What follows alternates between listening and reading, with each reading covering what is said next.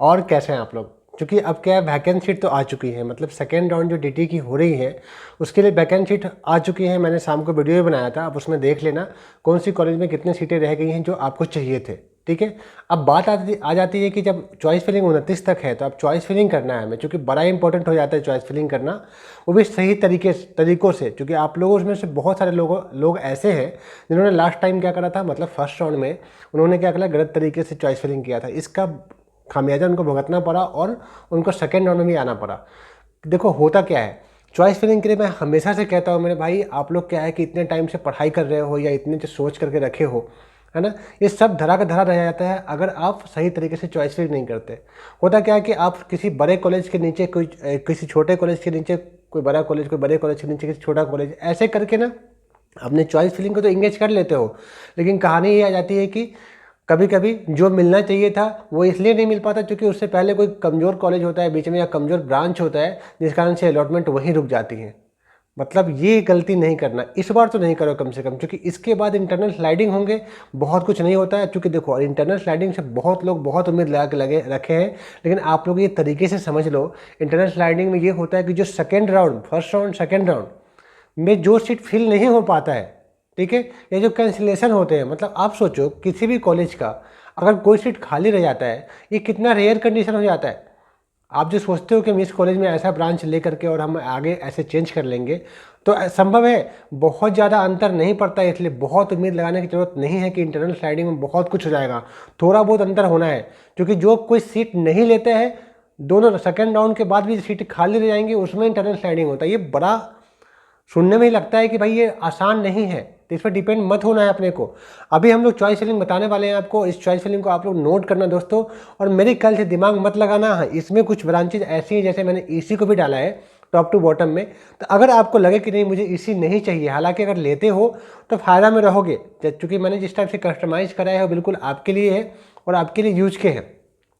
किसे क्या किस रैंक पे कौन सा मिलना है बिल्कुल मैं ये भी बताऊंगा, तो पहले आप लोग चॉइस फिलिंग देख लो और मेरे ख्याल से नोट कर लो और सेम टू सेम कॉपी करने की कोशिश करना। क्योंकि लास्ट टाइम, चलो अच्छी बात है, ऐसा नहीं कि मैं जो कह रहा हूँ सबसे सही है, ऐसा नहीं है, पर कहीं ना कहीं अगर मेरे तरफ से जो कहा जा रहा है दोस्तों वो आपके लिए है और आप उसे सही तरीक़े से समझोगे तो मेरे ख्याल से बेनिफिट आपको ही मिलेगा। ठीक है, सबसे पहले हम शुरुआत करते हैं। देखो जिसके मार्क्स 6 लाख है, 8 लाख है, 10 लाख है, उससे मैटर नहीं है कि भाई मेरे तो 10 लाख रैंक है, हम क्यों एसजीएस आईटीएस को फिल करेंगे। इससे कुछ नहीं होता।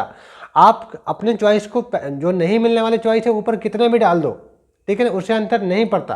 ठीक है, तो मेरे ख्याल से सबसे पहले जो हम लोग को चॉइस करना है वो है एसजीएस आईटीएस का सीएस चॉइस करना है, उसके बाद आईटी का सीएस करना है। ठीक है, देन एसजीएस आईटीएस का आईटी है, उसके बाद आईटी का आईटी है। ठीक है, फिर जेईसी का सीएस है, एमआईटीएस का सीएस है, फिर जेईसी का आईटी है, यूआईटी का सीएस है, उसके नीचे एमआईटी का आईटी है।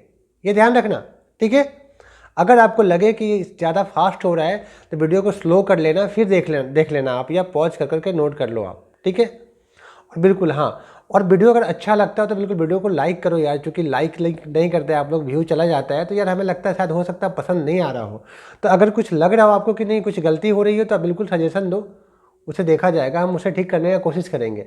ठीक है, लेकिन कम से कम हमें इन्फॉर्म तो करो कि हाँ सही बन रहा है या नहीं बन रहा है। ठीक है, और दोस्तों में शेयर जरूर करना। ठीक है, तो यूआईटी के सीएस के बाद एमआईटीएस का आईटी है, उसके बाद एसजीएस का क्या है, ईटी ब्रांच है, मतलब ईसी ब्रांच है। एसजीएस का ईसी है, देन उसके बाद आईटी का भी इसी मैंने डाला है, मतलब यूआईटी सीएस के नीचे MITS, MIT UIT Rajiv Gandhi की बात कर रहा हूँ मैं, एमआईटी की आईटी, देन एसजीएस की मतलब ईसी, उसके बाद आईआईटी की ईसी, फिर यूआईटी की आईटी, जेईसी की एआईडीएस, एमआईटीएस की एआईडीएस, फिर उसके नीचे जेईसी की ईसी है। ठीक है, ये ध्यान रखना हमने को।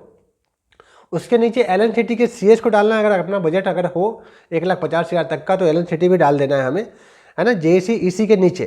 फिर एसएटीआई विदिशा के सीएस को डालना है, उसके बाद एक्रोपोलिस के सीएस को डालना है, फिर एमआईटीएस के ईसी को डालना है, उसके बाद एसएटीआई विदिशा का आईटी ब्रांच को डालना है। आपको पता है अच्छा खासा सीट खाली है, बिल्कुल इसे प्रीवियस वाले वीडियो में देख लेना, या मैं पिन कर दूंगा, पिन पे आप आई बटन पर क्लिक करना तो या डिस्क्रिप्शन में आपको दिख जाएगा जैसे ही आप क्लिक करेंगे तो। ठीक है, एसएटीआई के सीएस के नीचे एमआईटीएस के ईसी है, ईसी के नीचे क्या है, सॉरी एसएटीआई सीएस के नीचे एक्रोपोलिस का सीएस है, एमआईटीएस का ईसी उसके नीचे है, एसएटीआई का आईटी, फिर एमआईटीएस ईसी के नीचे है SATI का AIDS भी रखा है मैंने, ठीक है। फिर SOIT जो UIT के अंदर जो कॉलेज है, स्कूल ऑफ इंफॉर्मेशन टेक्नोलॉजी, उसका AIML भरना है। फिर SOIT का AIDS भरना है, ठीक है। फिर UIT का EC को भरना है, UIT राजीव गांधी की बात कर रहे हैं, ठीक है। फिर SOIT के CS BS को भरना है। देन LNCTS के CS को भरना है। उसके बाद ओरिएंटल मेन कैंपस का CS है। देन क्या है कि LNCT का AIML है, ठीक है। एक्रोपोलिस का IT है, LNCT का AIDS है, IPS का CS है, OIST का IT है, ठीक है। यहाँ तक आने का मतलब है कि हम लोग 6 लाख 5.5 लाख रैंक तक आ चुके हैं, ठीक है। उसके बाद एक्रोपोलिस का AIML है, एक्रोपोलिस का AIDS है, TIT का CS है, SIRT का CS है और IIST इंदौर का CS है। ये हो गए अपनी चॉइस। इसके अलावा आप लोग बिल्कुल सोच रहे होंगे जिबाजी यूनिवर्सिटी रह गया है, रुस्तम जी रह गया है, रीवा रह गया है, BU रह गया है, उज्जैन रह गया है। तो दोस्तों क्या है कि मेरे ख्याल से या इंदिरा गांधी सागर रह गया। ये सब जो कॉलेज है अगर आपको रखना है तो आप लोग SATI दिशा के नीचे रख देना, ठीक है। लेकिन या UIT जो SOIT है उसके नीचे रख देना, लेकिन मेरे ख्याल से रखने का फ़ायदा नहीं है। सिर्फ कोर्स आपके कंप्लीट होंगे लेकिन बेनिफिट कुछ नहीं मिलना वहाँ पे। उससे अच्छा होगा किसी कमज़ोर कॉलेज से पढ़ाई कर लो जहाँ प्लेसमेंट वगैरह आती हो। इसके बाद भी अगर किसी को CS अलॉट नहीं होता या बहुत ज़्यादा कन्फ्यूजन अगर हो रहा हो तो कॉल लगाना या डिस्क्रिप्शन में व्हाट्सएप के लिंक है वहाँ से मैसेज करना या इंस्टाग्राम पे मैसेज छोड़ना, ठीक है। और जो फार्मेसी वाले बंदे हैं जिनको बार बार प्रॉब्लम आ रही है, बिल्कुल मैं समझ रहा हूँ, काफ़ी टाइम हो गया इन्फॉर्मेशन दिए हुए, तो बिल्कुल इंस्टाग्राम पे मैं छोटा सा एक नोट डालने वाला हूँ, तो वहाँ से आप देख लेना। तो अगर आप लोगों ने इंस्टाग्राम पे अगर फॉलो नहीं करा है मुझे तो कर लो, ठीक है। मैं फॉलो बैक भी करता हूँ, आप लोग को पता है, ठीक है। तो मेरे ख्याल से हाँ, अब ये क्या है, अब बात आती है कि किससे क्या मिलना है। ये बड़ा शॉर्टकट में बताने का कोशिश रहेगा मेरा। देखो सबसे पहली बात, जिसके मतलब कि 40 या रैंक तक का रैंक है उसे SGS ITS में CS और IT दोनों मिलने के चांसेज है। वहीं 48,000 तक के रैंक है तो CS IT दोनों IIT में मिलेगा आपको, ठीक है। 75 to 80,000 तक का रैंक अगर आपके हैं तो आपको JEC में CS मिलने के चांसेज हैं, साथ में IT में मिलेगा। MITS में CS आपको तभी मिलेगा जब आपके 80,000 रैंक से नीचे है, मतलब अच्छा है। 1,95,000 रैंक तक के जो रैंक होंगे IT ब्रांच वाला उनको ही IT मिल पाएगा, चाहे इंटरनल स्टार्टिंग तक आप अगर लोगे, कुछ नहीं होना है। तो सोच समझ के लोअर ब्रांच लेना है किसी कॉलेज के अंदर में। ऐसा नहीं कि SGS के अंदर अपने BA ब्रांच उठा के बैठ गए कि हमें बाद में तो IT मिलना है, नहीं मिलना है भाई, इतना आसान नहीं होने वाला है इस बार, ठीक है। UIT की बात करोगे तो 90,000 तक के अगर ऑल इंडिया रैंक आपके हैं तो आप CS ले सकते हो, और अगर 1,10,000 तक का रैंक होगा तो ही IT मिलेगा, अभी की बात कर रहा हूँ, ठीक है।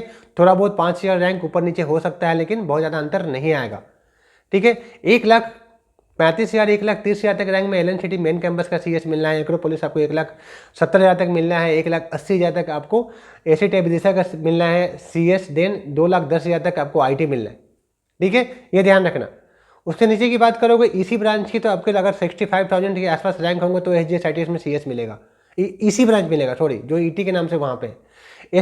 SOIT जो अपना स्कूल ऑफ इंफॉर्मेशन टेक्नोलॉजी जो UIT के अंदर आता है, अगर उसकी हम लोग बात करें तो अगर 80-82 परसेंटाइल अगर आपके हैं तो ही आप चॉइस करना, तो ही मतलब कि मेरे ख्याल से आपको मिलने हैं। ऐसा नहीं है, आप चॉइस करो। अगर top to bottom same to same ये भी कर देते हो ना तो श्योर रहना आपको जो कॉलेज मिलेगा आपके लिए सबसे अच्छा ऑप्शन होगा वो। क्योंकि मैंने जो चॉइस करा है, मैंने जो लिस्ट बनाया है, ये काफ़ी सटीक आपके लिए सरल है। ये मतलब दिमाग ज़्यादा नहीं लगाना है, मेरे ख्याल से कॉपी कर देना चाहिए आपको। लेकिन फिर भी अगर आपको लगे कि नहीं, अगर हो सकता है भैया से कुछ गलती हुई है तो आप लोग उसे सुधार कर लेना। Thank you so much. ऐसे जुड़े रहना, ऐसे बने रहना और ऐसे सपोर्ट करते रहना। Thank you.